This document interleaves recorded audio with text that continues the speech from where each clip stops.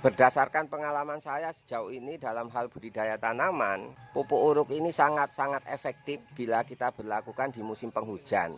Tapi kalau di musim kemarau kurang efektif, mengingat di musim kemarau itu yang paling efektif adalah pupuk susulan atau pupuk dalam bentuk kocoran.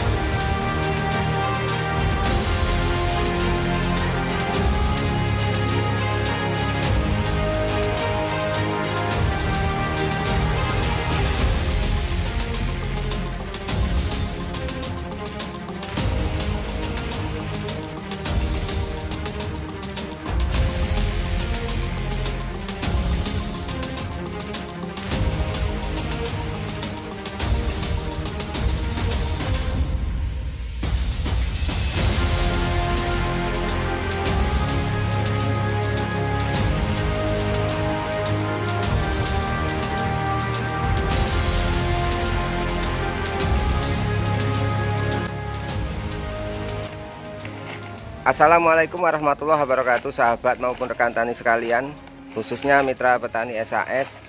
Sekarang ini kita akan melakukan pencampuran pupuk untuk pupuk susulan pertama tanaman melon kita yang nantinya akan kita taburkan di usia 7 HST.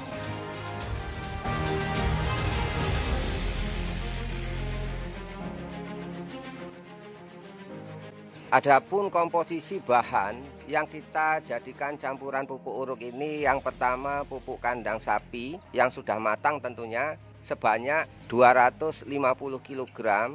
Kemudian kita tambahkan petrojas sebanyak 250 kg. Baru kita tambahkan CaCO3 sebanyak 25 kg. Kemudian kita tambahkan lagi NPK sebanyak 30 kg. Arang sekam 25 sampai 30 kg. Kemudian kita tambahkan pupuk CNG 2 kg dan pupuk KNO3 merah 2 kg.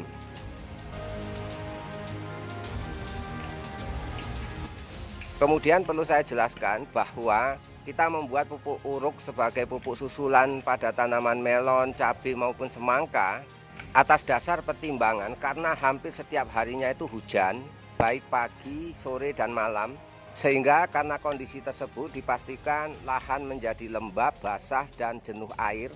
Karena itu akan tidak memungkinkan kami untuk melakukan pupuk susulan secara sistem kocor, dan oleh sebab itulah maka kami berinisiatif untuk membuat pupuk campur untuk diurukkan ke setiap lubang tanam.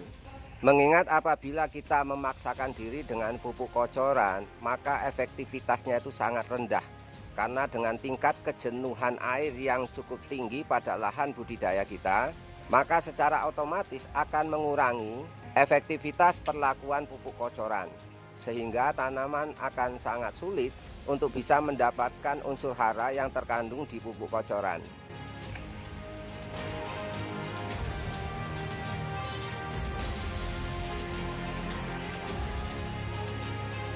Dan diharapkan dengan pupuk uruk ini selain akan menjaga kehangatan pada media lubang tanam, juga akan mendongkrak pH, serta akan menstabilkan kondisi tanah di seputaran perakaran tanaman agar selalu stabil meskipun sering terjadi hujan.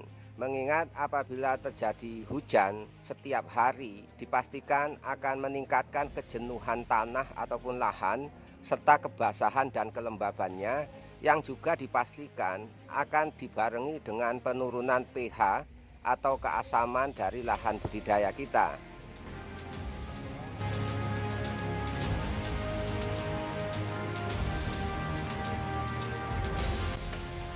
Maka dari itulah dengan komposisi pupuk uruk yang sekarang ini kita racik, ya insya Allah akan lebih bisa menstabilkan kondisi lahan, khususnya tanah di seputaran perakaran tanaman.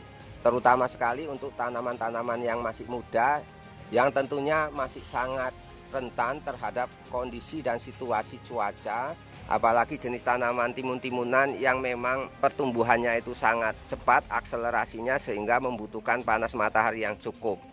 Dan dengan pupuk uruk ini dengan komposisi di mana dari Petrocas, CaCO3, kemudian ada tambahan abu sekam, diharapkan bisa menciptakan kondisi suhu yang ideal atau sedikit hangat di seputaran pertanaman melon kita, yang nantinya akan meningkatkan kapasitas dan agresivitas daripada perakaran tanaman itu sendiri.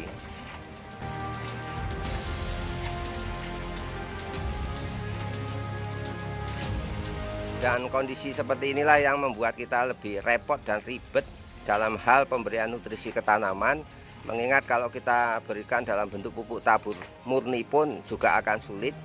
Tapi perlu saya ingatkan bahwa dalam hal pembuatan pupuk uruk ini, upayakan dosis pupuk kimia atau pupuk pabrikan seperti NPK yang banyak mengandung nitrogen, dosisnya dikecilkan, karena disangsikan dengan dosis yang tinggi akan memberikan efek plasmolisis atau sedikit terbakar dan kelayuan pada tanaman muda.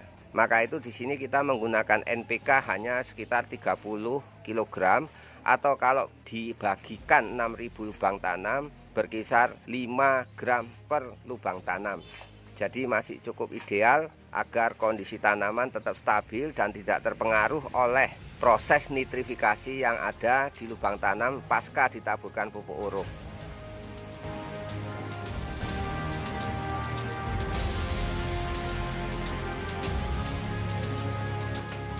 Namun demikian, untuk tahap berikutnya setelah kita taburkan pupuk uruk, biasanya kami akan melakukan penyemprotan pada lubang tanam dengan menggunakan Top SAS dosis 75 ditambahkan Saka dosis 50 cc per tangki 16 liter yang kita semprotkan di setiap lubang tanam untuk tetap menjaga kestabilan dari kondisi seputaran perakaran akibat penaburan pupuk. Karena bagaimanapun dengan penaburan pupuk, meskipun dengan komposisi yang ideal seperti sekarang ini, tetap akan berpengaruh pada proses-proses kimiawi yang ada di tanah, yang dipastikan juga akan sedikit memberikan efek perubahan-perubahan yang ada di lahan budidaya, khususnya di seputaran perakaran tanaman. Mengingat pupuk uruk ini kita taburkan di lubang tanaman dari melon yang kita budidayakan.